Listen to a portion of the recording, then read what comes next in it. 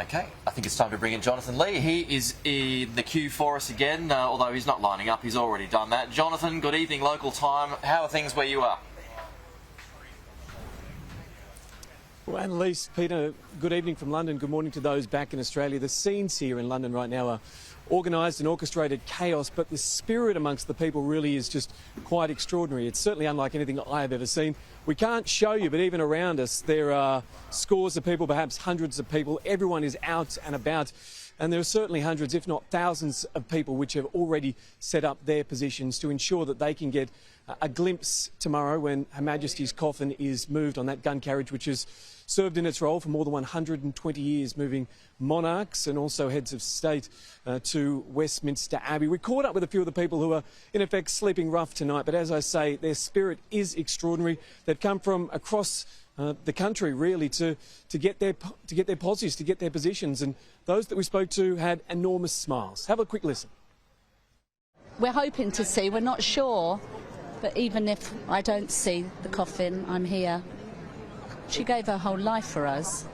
If I can give a night, then that's all I can do. It's not very comfortable at all, but I think the Queen did plenty for us that might not have been quite so comfortable at times.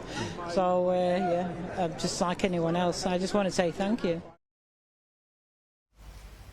Pete, Annalise, I think that if there is one message, one thing we've constantly heard from those who we've interviewed over the better part of the last week, it's about so many ordinary people doing the small amount that they can to say thank you to a monarch and a sovereign who they appreciate enormously. We've heard it time and time again, that if they have to sleep out tonight, sleep rough tonight, be cold tonight, it is worth doing as a token of their appreciation for someone who they regard enormously.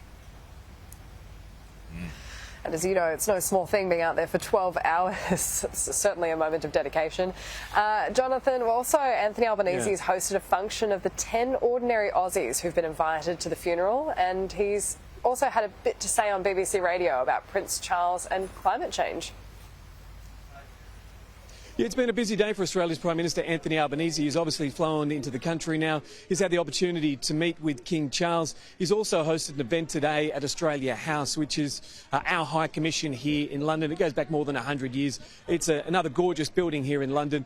He had that function with the 10 ordinary Aussies who were invited by the Queen, in effect, to be a part of the funeral procession or of the funeral proceedings. And he also paid tribute to Her Majesty and her dedication, in effect, to Australia and Australia's service. Have a listen.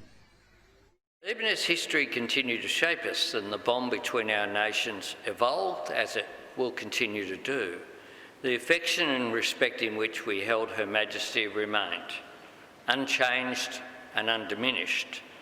The Queen transcended barriers. You could be a Republican or a monarchist, have a whole range of views, but still feel nothing but absolute regard and respect for her. Now, we know that our new Prime Minister certainly treads a fine line when it comes to the monarchy and also wanting to have an Australian republic. He's a Republican himself.